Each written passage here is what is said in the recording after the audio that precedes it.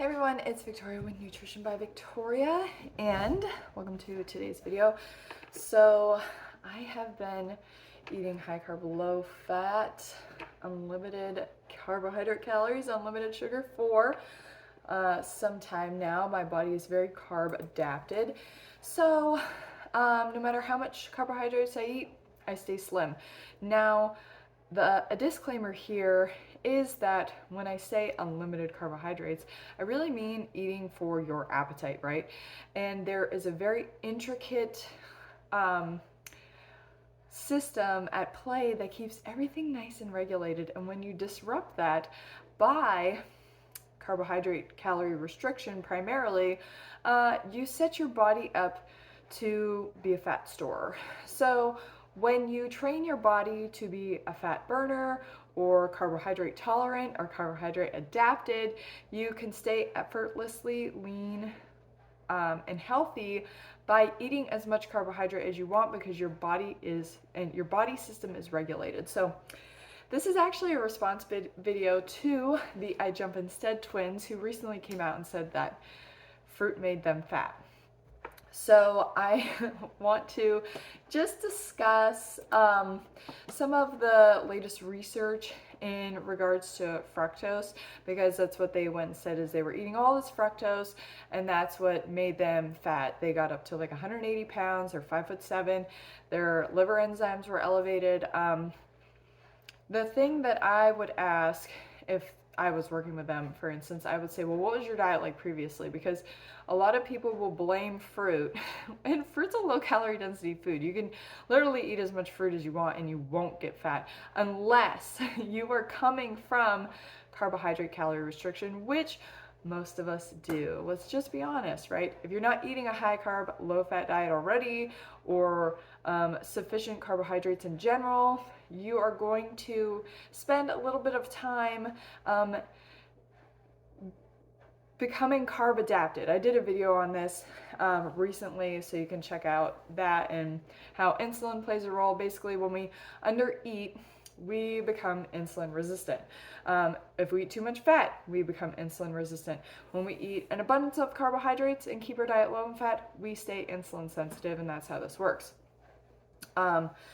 So I just want to read real quickly here. This is from H.P. Hemsworth. This can be found on PubMed also. And he was the founding father of the glucose tolerance test, basically figuring out how insulin works and its role in our glucose metabolism.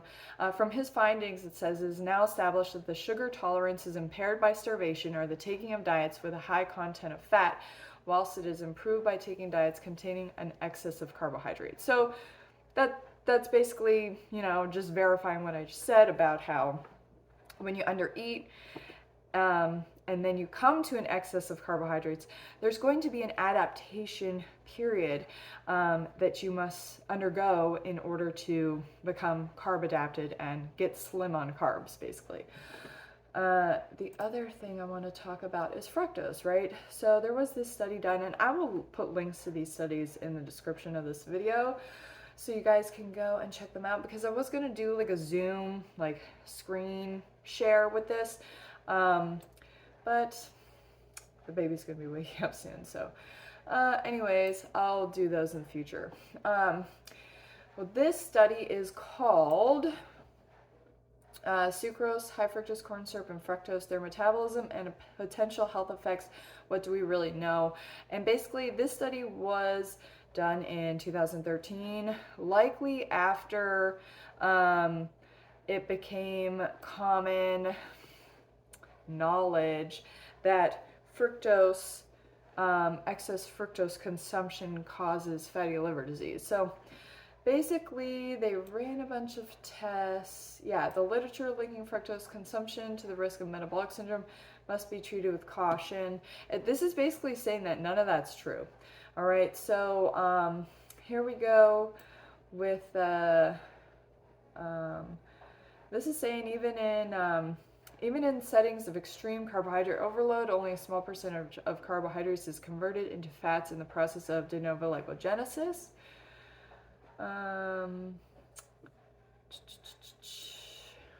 Now, that is in healthy individuals, right? So by healthy, I'm going to assume they're saying metabolically healthy, right? Healthy individuals who were fed 1 gram per kilogram of fructose did not experience increased liver fat. So this all comes down to what is the functioning of your metabolism, right? And then the conclusions of this study, a lot of times fructose is linked to increased uric acid profiles. But this is saying that in our laboratory, comparing high fructose corn syrup with sucrose yielded identical responses and no increases in acute levels of uric acid in either normal weight or obese women. So the obese women, you can assume that they're likely insulin resistant as well. And then it also talks about here that, here we go. Whether fructose consumption results in increased factors for metabolic syndrome also remains in dispute. And it says studies exploring whether fatty infiltration of the liver or muscle occurs in response to fructose consumption have produced disparate findings. So basically the conclusion of the study is that they couldn't verify whether high fructose corn syrup or sucrose or isolated fructose or isolated glucose cause impaired liver function, fatty liver disease, or increases in uric acid, because there's so many other factors at play, right? And likely when these metabolic syndrome is coming up, it's because somebody has insulin resistance, so you have to figure out why that is going on.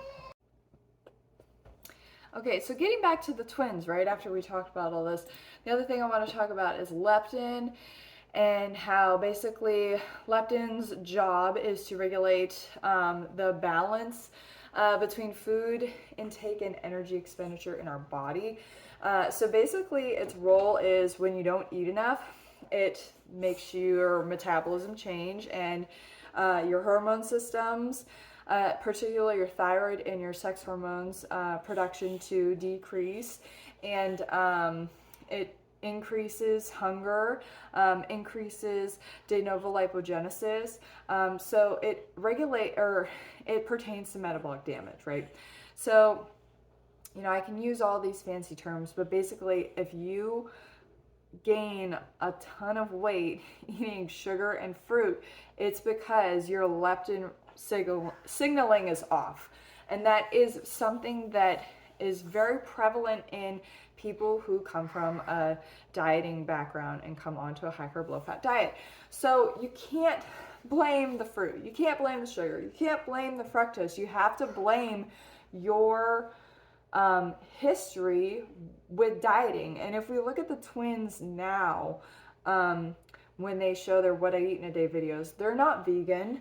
They may be high carb, low fat, but they're still consuming animal products. It looks like their calorie intake is very controlled. And I think what we can take from this is that they're likely still following a calories in, calories out model versus allowing their body to be completely regulated without them having to control it, right? Because that's ideally what food freedom looks like, is you just know exactly how much to eat and when you're done eating without even having to think about it. So I just know I want high carb, low fat foods. I eat as much of them as I want, and then I move on, or I eat more if I'm still hungry, and that's that.